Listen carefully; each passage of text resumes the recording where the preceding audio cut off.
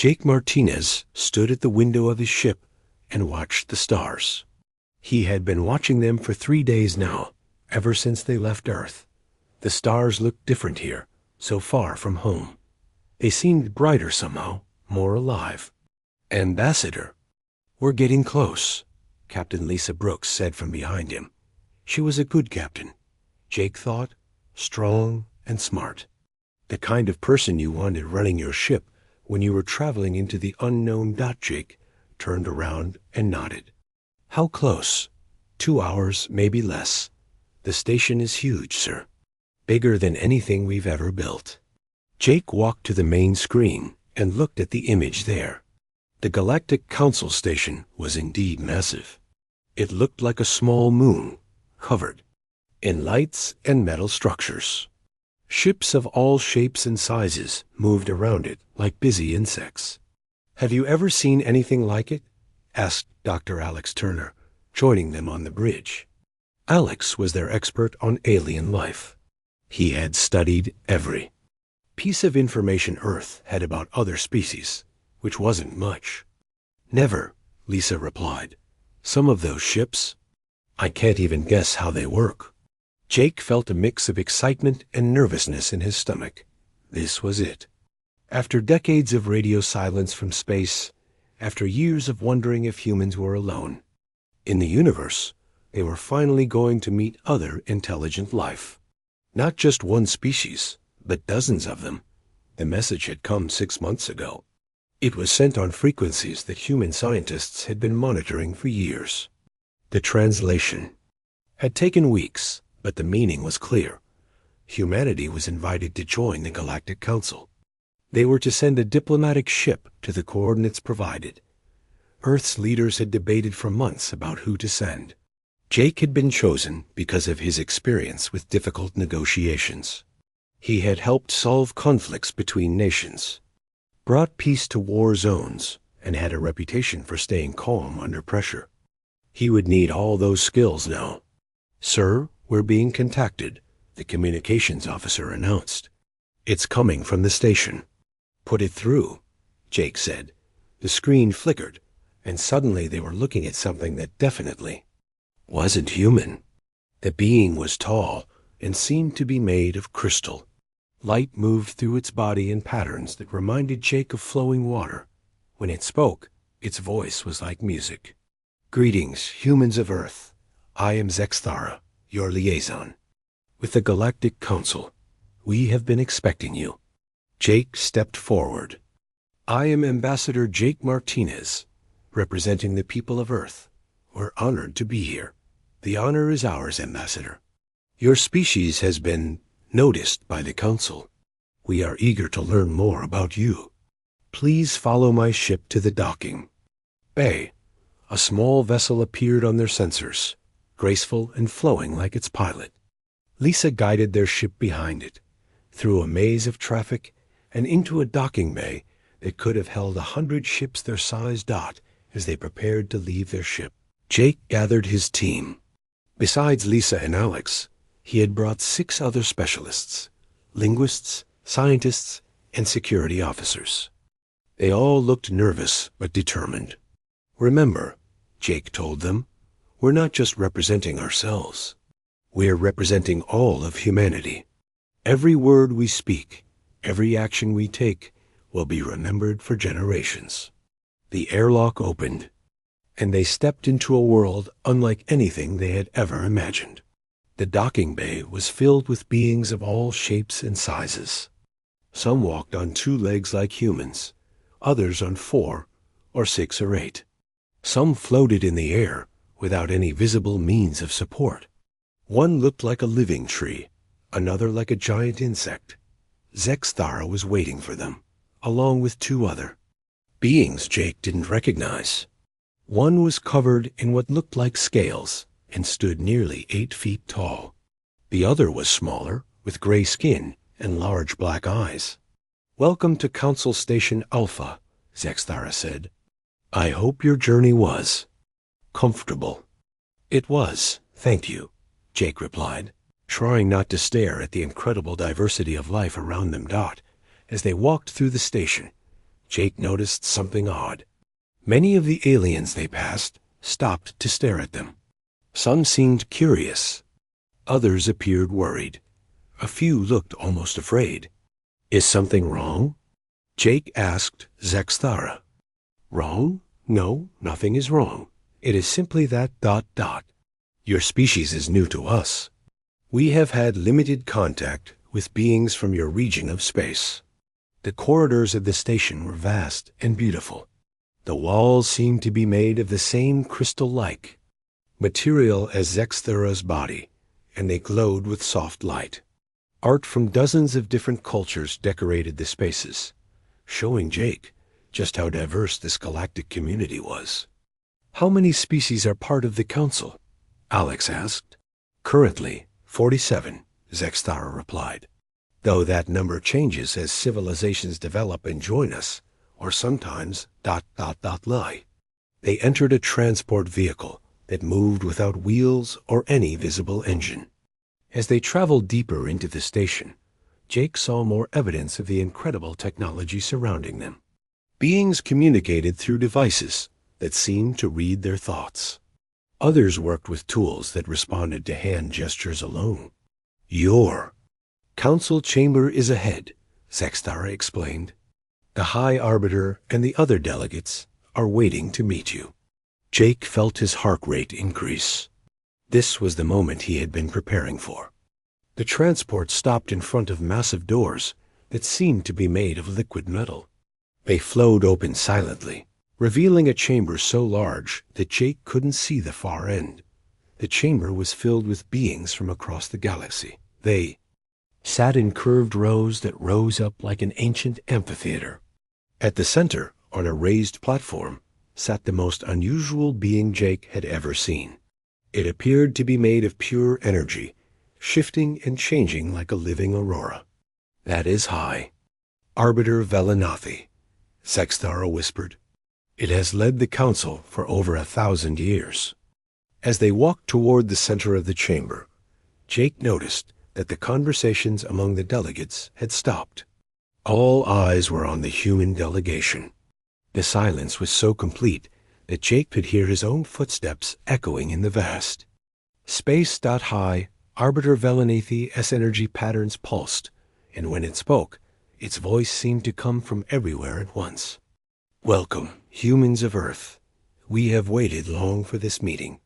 Jake bowed slightly, as he had been taught was respectful among many galactic cultures. "We are honored to be here, High Arbiter. Humanity is eager to join the galactic community." "Indeed. Please, provide us with your star charts and planetary data so that we may properly welcome you." Alex stepped forward with a data device containing everything Earth knew about their solar system. As the information appeared on the chamber's displays, Jake watched the delegates' reactions. At first, they seemed merely curious. But as more data was shown, something changed. The scaled being Jake had seen earlier suddenly stood up, its eyes wide with what looked like shock. Others began whispering among themselves urgently. The energy patterns around High Arbiter Velanathi began to pulse more rapidly. "These coordinates," the scaled being said, its voice carrying across the chamber. "Show them again." Jake felt a chill run down his spine. Something was wrong. Very wrong. The council chamber erupted in whispers and urgent conversations. Jake Martinez watched as beings from across the galaxy turned to each other with expressions he couldn't understand, but that felt unmistakably worried. The scaled delegate who had spoken was now examining the star charts with intense focus. "Is there a problem?" Jake asked, trying to keep his voice steady. High Arbiter Velanathi S-energy patterns swirled faster. "We must ... consult our records. This session is suspended. You will be escorted to quarters while we deliberate." Before Jake could respond, security beings approached. They weren't threatening, but they weren't exactly friendly either. Zexthara looked uncomfortable as she led the human delegation from the chamber. "What just happened?" Dr. Alex Turner whispered to Jake as they walked through the corridors. "I don't know," Jake replied quietly. "But something about our home system scared them." Their quarters were luxurious by human standards. The rooms were spacious and comfortable, with viewing ports that showed the stars outside. But Jake noticed something that made his stomach tighten. There were guards outside their door. "We're prisoners," Captain Lisa Brooks said bluntly when they gathered in the main room. "Not guests, prisoners. Let's not jump to conclusions." Jake said, but he was thinking the same thing. Alex was working at a portable computer, analyzing what they had seen in the chamber. "Did you notice which delegates reacted the strongest?" "The scaled one, obviously, but also the gray-skinned one and that floating jellyfish-looking being. They all seemed to recognize something." "Recognized what, though?" Jake asked. "Our sun? Our planet? What could be so important about Earth?" Hours passed. The guards remained outside their door. Food was brought to them by silent service beings, but no one would answer their questions. Jake tried to contact their ship, but communications were being blocked. Finally, as Jake was beginning to wonder if they would ever leave these rooms, Zexthara appeared at their door. Her crystal body seemed dimmer than before, and her musical voice carried notes of distress. "The Council will see you now," she said. "Please understand, Ambassador, that what you are about to hear may be difficult." They were escorted back to the chamber, but the atmosphere had completely changed. Where before there had been curiosity and diplomatic politeness, now there was tension so thick Jake could almost taste it. The delegates sat in rigid silence, their eyes fixed on the human group. The scaled being Jake had noticed before was now standing near the center of the chamber. Up close, Jake could see that its scales were ancient and worn, marked with scars and symbols that spoke of great age and experience. "I am Shender," the being said, its voice deep and gravelly. "I am the keeper of historical records for this council. What I am about to show you has been sealed in our archives for 50,000 years. A holographic display appeared above the chamber, showing star charts that looked similar to what the humans had presented. But these were different, older, marked with symbols and warnings in languages Jake didn't recognize. "This system," Shender continued, pointing to coordinates that exactly matched Earth's solar system, "has been known to us for millennia, but not as an uninhabited region waiting for first contact." The display changed, showing what looked like ancient battle records. Ships engaged in combat, planets under siege, and vast fleets moving through space. Jake felt his heart racing as he began to understand what he was seeing. "Your system was once home to a species we called the Kethmori," Shender explained. "In your language, this translates roughly to the Relentless Ones. They were a problem? A problem?" Jake managed to ask. "They were expansionist, aggressive, but more than that, they were adaptive in ways that terrified the galaxy. Every weapon we used against them, they learned to counter. Every defeat only made them stronger and more determined. They turned every setback into an opportunity for growth." The holographic display showed more battles, more destruction. But Jake noticed something strange. In many of the images, the Kethmori seemed to be losing, being pushed back, retreating. Yet they kept coming back, each time more dangerous than before. "They spread across dozens of star systems," Shender continued. "Not as conquerors seeking territory, but as explorers seeking challenges. Every harsh environment only made them more resilient. Every attempt to stop them only made them more creative." Captain Brooks stepped forward. "What happened to them?" The early council made a decision. If the Kethmori could not be defeated, they would be contained. A massive energy barrier was constructed around their home system. We trapped them there, hoping that isolation would lead to their eventual decline. The display showed the construction of the barrier, a huge technological undertaking that required the combined resources of dozens of species. Jake watched in fascination and growing horror as his home system was surrounded by a wall of energy. The barrier was designed to be unbreakable, Shender said. Nothing could get in or out. We thought we had solved the problem. The Keth Mori were contained, and the galaxy was safe. But we're here, Alex said quietly. We broke through your barrier. The chamber fell silent. Every eye was on the human delegation now, and Jake could see fear in many of them. Not just concern or worry, but actual fear. High Arbiter Velenathius energy patterns pulsed rapidly. Indeed, 6 months ago, our monitoring systems detected a breach in the barrier. Something had broken through from the inside. We sent investigation teams, but they found nothing. The system appeared empty. Then your message arrived, Zexthara added. A diplomatic contact from beings claiming to be from the Sol system. We thought it was a coincidence. We thought new life had evolved in the quarantine zone. But you're not new life, Shender said, his voice heavy with implication.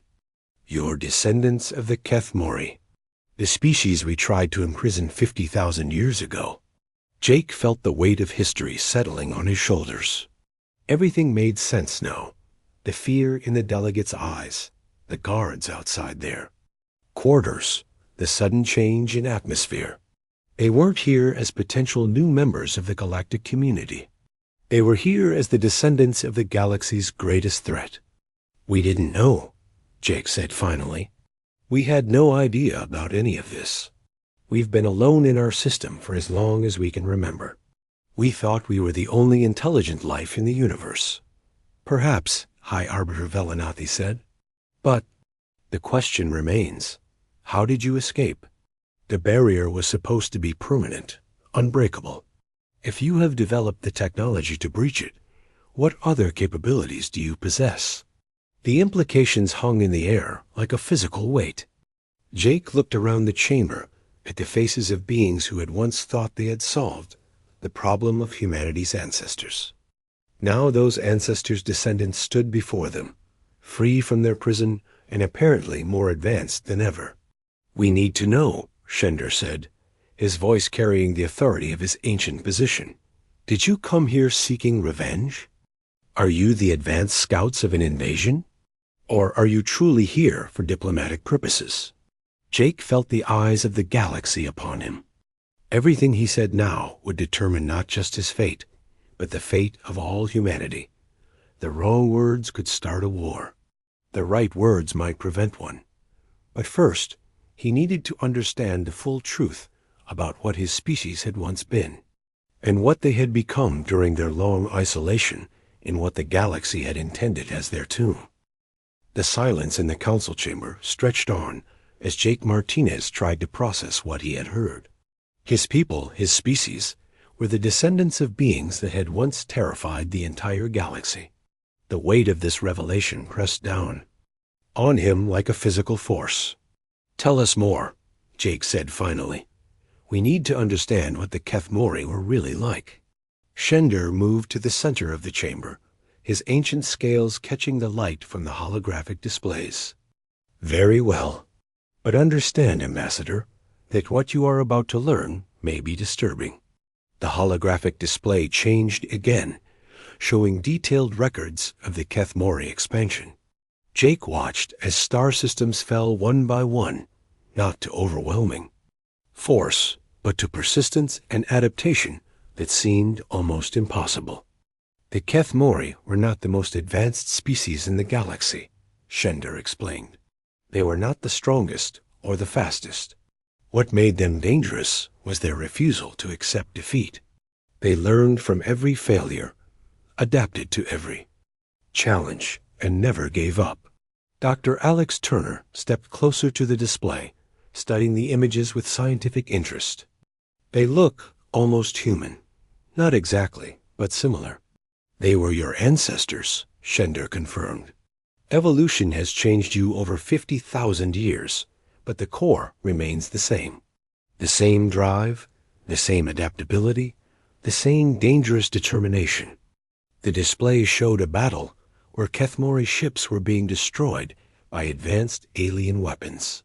But instead of retreating, the surviving ships studied the weapons, learned their weaknesses, and returned months later with countermeasures. This battle, Shender continued, the Zeraxian Empire destroyed 90% of the Kethmori fleet. Any other species would have surrendered or fled. The Kethmori studied the wreckage of their own ships, learned how the weapons worked, and built defenses. When they returned, they were immune to the same weapons. "That's impressive," Captain Lisa Brooks said.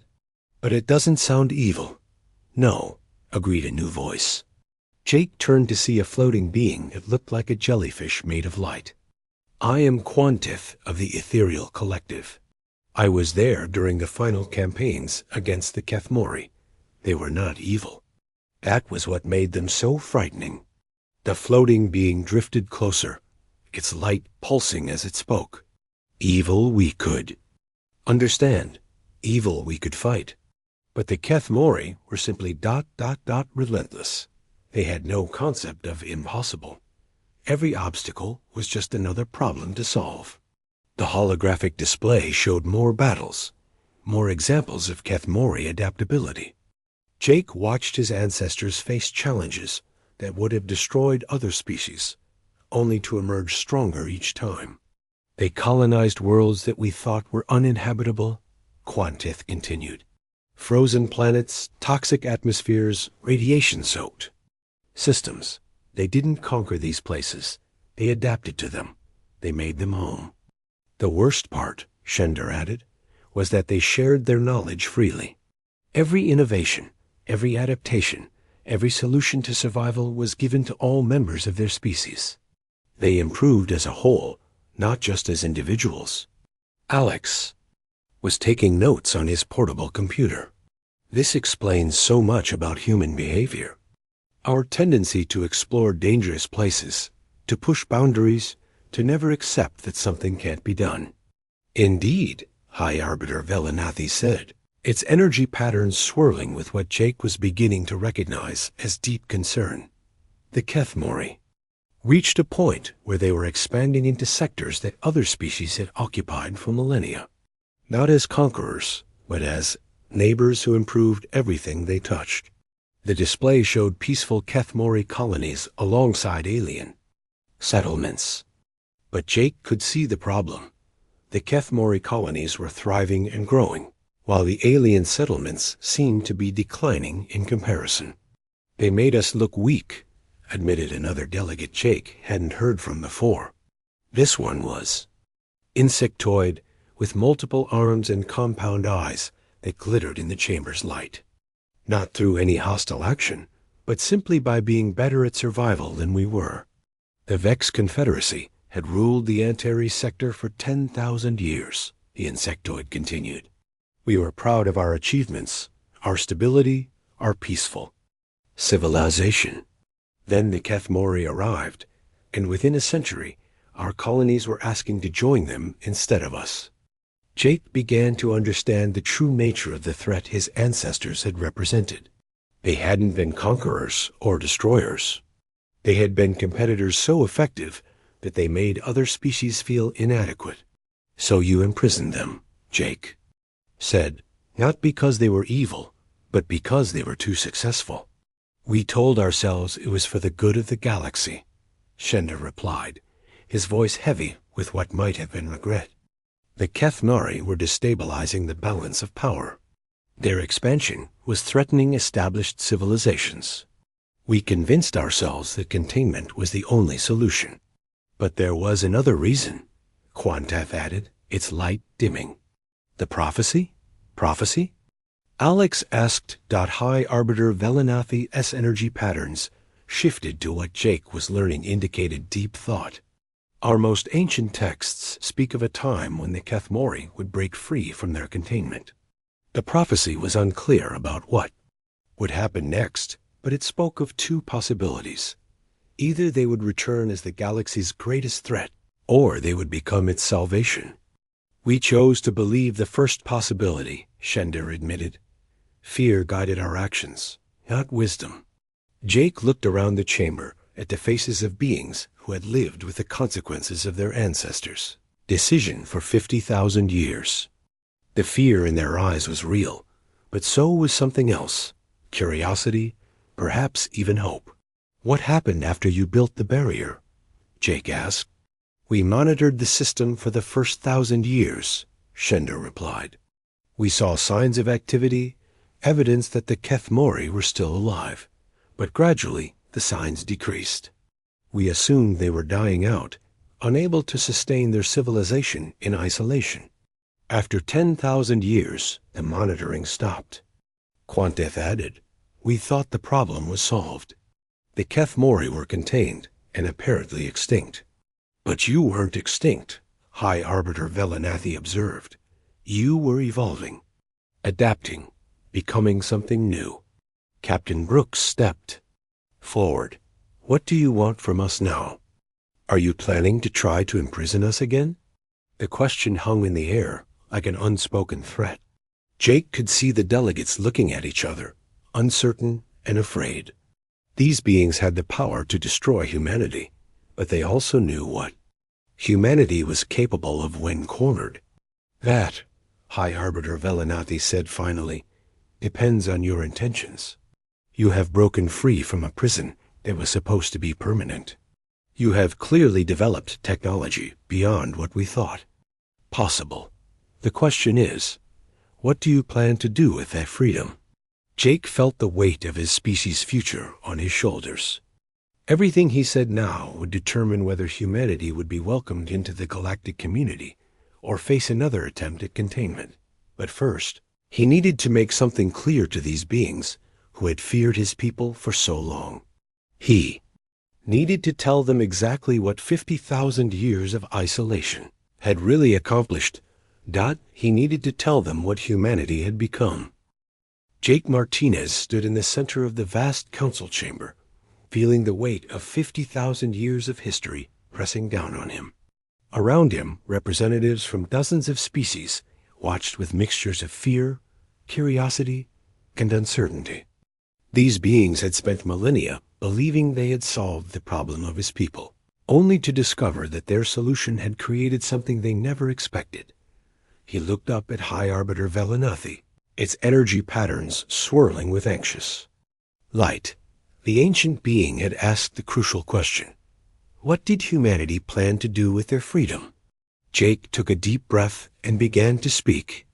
His voice was calm, but there was an edge to it that made several delegates shift uncomfortably in their seats. "You speak of containment," Jake said, his words carrying clearly through the chamber.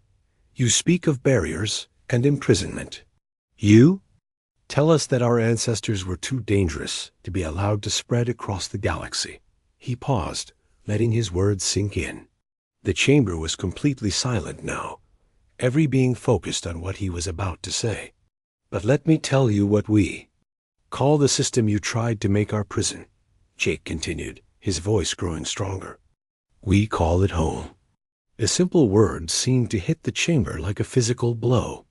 Several delegates actually stepped back, and Jake could see the fear in their eyes intensifying.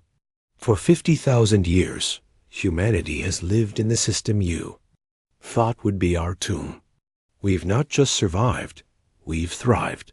We've reached every planet, every moon, every asteroid in our solar system. We've built cities on worlds you thought were uninhabitable. We've created homes in the cold darkness of space itself."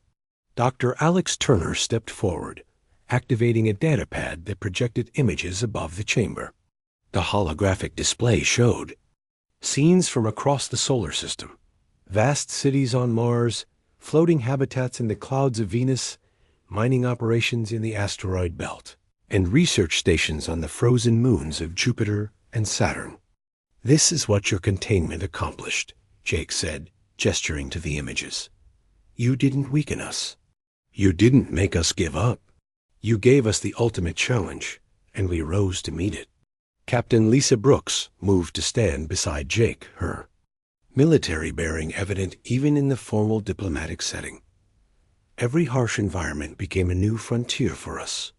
Every limitation became a problem to solve. You thought isolation would kill us, but it only made us more determined to explore and grow. The images changed, showing the technological marvels humanity had developed during their isolation. Fusion reactors that powered entire cities, terraforming equipment that could reshape worlds, and most importantly, the breakthrough technologies that had finally allowed them to break through the ancient energy barrier. We learned to live in vacuum, Jake continued. We learned to thrive on worlds with no atmosphere, no warmth, no life. We built generation ships capable of crossing the void between stars. We developed technology that could sustain millions of people in the harshest environments imaginable. Shender, the ancient keeper of records, spoke up. But why? Why push so hard? Why not simply accept your limitations? Jake turned to face the scaled being, and for the first time, he smiled. It wasn't a pleasant smile. It was the smile of someone who had discovered a fundamental truth about themselves and their people. Because you didn't understand the most important thing about humanity, Jake said. We don't accept limitations. We see them as challenges to overcome. Every barrier you put in our way only made us more creative. Every obstacle only made us more determined. The chamber erupted in whispers and concerned conversations. Jake could see the delegates beginning to understand the magnitude of what they were facing. This wasn't the broken remnant of a contained species. This was something that had been forged in the crucible of isolation into something far more dangerous than the original Kethmori. Your ancestors feared us because we were adaptable, Jake continued, his voice rising. Because we were relentless. Because we never gave up. Well, congratulations. 50,000 years of your containment has turned those traits into something much stronger. Alex stepped forward with more data, showing the scope of human expansion within their solar system. We've colonized every habitable world and created habitable environments where none existed before. We've built a civilization that spans an entire star system. We've become something your ancestors never imagined. And now we're here, Captain Brooks added, not as refugees begging for acceptance, but as the representatives of a species that has proven it can survive anything the universe throws at it. Jake looked around the chamber, making eye contact with as many delegates as possible. You want to know our intentions? You want to know what we plan to do with our freedom? He paused, letting the tension build. When he spoke again, his voice was clear and firm. We intend to do what we've always done. We intend to explore. We intend to grow. We intend to push the boundaries of what's possible. And we intend to share what we learn with anyone willing to listen. The chamber was silent now, but Jake wasn't finished. He had one more thing to say, something that had been building inside him since he learned the truth about humanity's place in galactic history. But here's what you need to understand, Jake said, his voice carrying a weight that made several delegates visibly uncomfortable.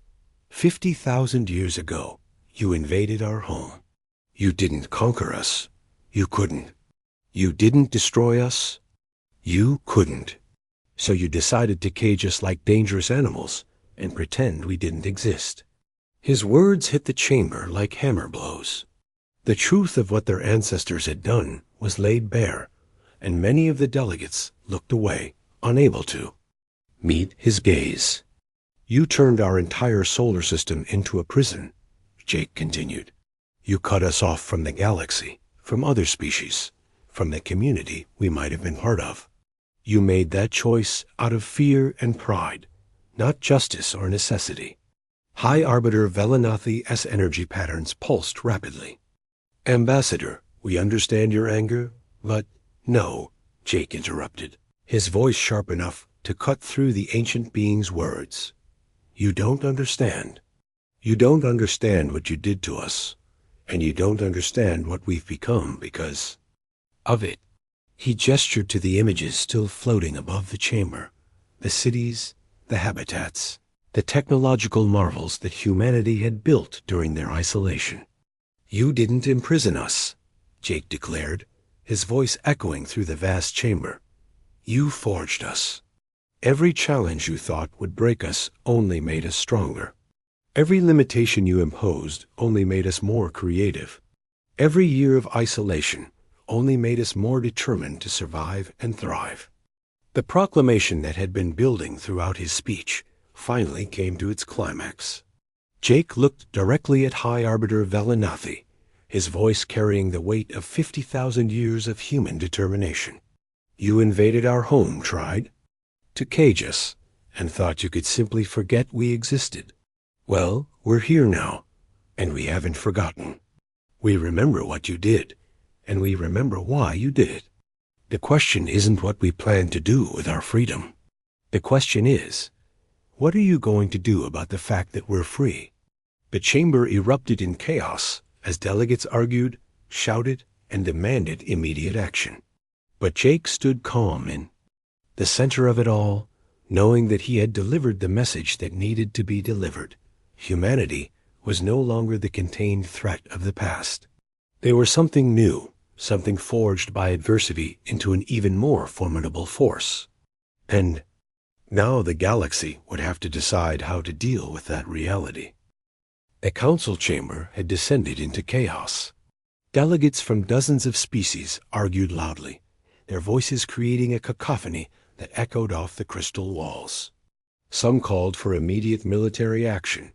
Others desperately sought diplomatic solutions, and a few simply sat in stunned silence, trying to process what they had just heard. Jake Martinez stood calmly in the center of it all, watching the beings who had once imprisoned his people struggle with the consequences of their ancient decision. Captain Lisa Brooks and Dr. Alex Turner flanked him, their presence a reminder that humanity was no longer alone or helpless. High Arbiter Velanathi raised its energy form, and gradually the chamber fell silent. The ancient being's light patterns pulsed with what Jake was beginning to recognize as deep contemplation. "The human delegation will return to their quarters while we deliberate," Velanathi announced. "This matter requires careful consideration." But before the guards could move, Shender stepped forward. The ancient keeper of records looked older than ever, his scales dulled with what might have been shame.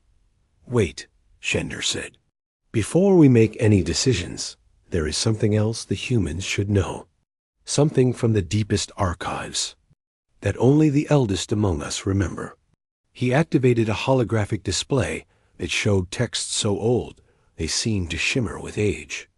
The symbols were unlike anything Jake had seen before, clearly from a civilization that had existed long before the current Galactic Council. "A prophecy the first mentioned earlier," Shender continued. "It was not written by any of our current member species. It came from the ancients, the first civilization to achieve galactic unity. They vanished millions of years ago, leaving behind only fragments of their knowledge." The display showed the ancient text, with translations appearing beside it in multiple languages. Jake read the words with growing amazement. "When the relentless ones break free from their cage, they will face a choice that will determine the fate of all life in the galaxy. They may choose the path of vengeance, bringing darkness to those who wronged them. Or they may choose the path of growth, lifting up all who are willing to learn." "The prophecy continues," Shender said, his voice heavy with implication.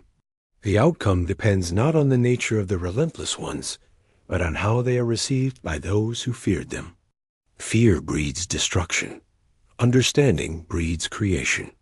Jake felt a chill run down his spine. The ancient prophecy seemed to be describing exactly the situation they now faced. But before he could respond, an alarm began sounding throughout the station. "What's happening?" Captain Brooks asked, her military instincts immediately alert. Zexthara, who had been silent during the proceedings, suddenly brightened with urgent communication patterns. "Ships are approaching the station. Multiple vessels, unknown configuration. The main display changed to show the space around the station. Jake's heart jumped as he recognized the approaching vessels. They were human ships, dozens of them, emerging from what looked like ripples in space itself. "Those are our ships," Captain Brooks said, her voice filled with both pride and concern. "The fleet must have followed us through the barrier breach." The alien delegates panicked.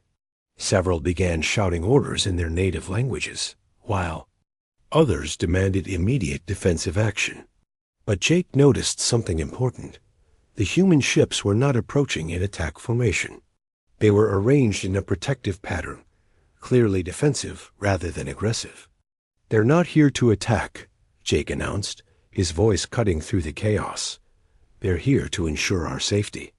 Admiral Sarah Collins appeared on the communication screen, her weathered face showing the strain of commanding humanity's first interstellar fleet. "Ambassador Martinez, are you and your team safe?" "We're fine, Admiral," Jake replied. "But the situation is complicated." "We monitored the communication blackout," Collins said. "When we couldn't reach you for 12 hours, we assumed the worst. These ships represent the combined fleet of Earth, Mars, and the outer colonies. We're here to bring you home safely." High Arbiter Velanathi S-energy patterns pulsed with what Jake now recognized as surprise. "Your people came to rescue you. They risked everything to ensure your safety." "That's what we do," Jake said simply. "We don't abandon our own." Dr. Turner stepped forward with new data on his pad. "Admiral, you should know. We've discovered why the galaxy has been silent all these years. Our entire solar system was surrounded by an energy barrier. We've been imprisoned for 50,000 years." The silence that followed was deafening. Admiral Collins' expression changed from concern to something much harder. "Imprisoned? By whom?" "By the predecessors of the beings you see before us," Jake explained. "Our ancestors were considered too dangerous to be allowed freedom in the galaxy." The tension in the chamber became almost unbearable. Here were the representatives of a species that had been caged like animals, facing the descendants of their captors, while a human fleet waited outside ready to fight if necessary. Then something unexpected happened. Quantith, the floating being of light, drifted forward. "Admiral Collins," Quantith said, its musical voice carrying across the communication link. "I was present during the original containment. I voted for it. I lived with that decision for 50,000 years, believing it was necessary for galactic peace." The ethereal being's light dimmed with what could only be described as regret. "I was wrong. We were all wrong. Your people were never the threat we imagined. We were simply afraid of being surpassed." Shender stepped forward as well. "The ancient prophecy speaks of two paths, destruction or creation. Your people have already shown which path they've chosen. You came here seeking peace and cooperation. When threatened, you came to protect your own rather than seeking revenge." Jake looked around the chamber, seeing the fear in the delegates. Eyes beginning to change into something else. Understanding, perhaps. Maybe even hope. "We have a choice to make," Jake said, addressing both the chamber and Admiral Collins. "We can repeat the mistakes of the past, letting fear guide our actions, or we can choose a different path." He gestured to the images still floating above the chamber, the technological marvels humanity had created during their isolation. 50,000 years in isolation taught us many things. We learned to survive in impossible conditions. We learned to thrive where others would have died. But most importantly, we learned that the greatest achievements come from cooperation, not domination. Admiral Collins nodded slowly. "What are you proposing, Ambassador?" "I'm proposing that we show them what humanity has really become," Jake said. "Not as conquerors or as victims, but as partners. We share our knowledge, our innovations, our solutions to survival. And in return, we finally take our place in the galactic community that should have been ours 50,000 years ago." High Arbiter Velanathi's energy patterns swirled with rapid calculation. You would be willing to share your technology? Even after what was done to your people? Especially because of what was done to our people, Jake replied. We know what it's like to face impossible challenges. We know what it's like to survive. When survival seems impossible, that knowledge could benefit everyone. Captain Brooks stepped forward. Admiral, I recommend we begin with a gesture of good faith. Lower our defensive screens. Show them we're not here to fight. The chamber held its breath as Admiral Collins considered the request. Finally, she nodded. All ships, stand down defensive postures. Maintain position, but lower shields. The gesture had an immediate effect on the chamber. Several delegates who had been calling for military action suddenly fell silent. The simple act of trust seemed to shift the entire dynamic. There's something else, Dr. Turner said, consulting his datapad. The barrier technology that imprisoned us. We've learned to replicate it and improve it. But instead of using it to cage species, we could use it to protect worlds from cosmic disasters. Solar flares, asteroid impacts, radiation from dying stars. And our habitat technology, Captain Brooks added, could allow colonization of worlds previously thought uninhabitable. We could expand the livable territory of the galaxy by orders of magnitude. Jake watched as the implications sank in among the delegates.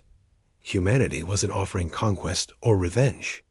They were offering solutions to problems that had plagued the galaxy for millennia. Shender spoke up again. The ancient texts say that the relentless ones would either bring darkness or light to the galaxy. But perhaps we misunderstood. Perhaps they bring both, darkness to stagnation and complacency, and light to new possibilities and growth. High Arbiter Velanathi's energy form began to pulse with new patterns that Jake was beginning to recognize as hope. There is precedent for what you propose, Velanathi said. Species have been welcomed into the Council after proving their commitment to peace and cooperation. But never has a species been welcomed back after being ... contained. Then perhaps it's time for a new precedent, Jake said. The galaxy has lived in fear of humanity for 50,000 years. What if, instead, it learned to benefit from our partnership? The chamber fell silent as the delegates considered this radical possibility. Finally, Juanteth spoke. I propose a trial period. Let the humans share their knowledge and technology. Let them prove that they come in peace and partnership. If they succeed, they take their place as full members of the Galactic.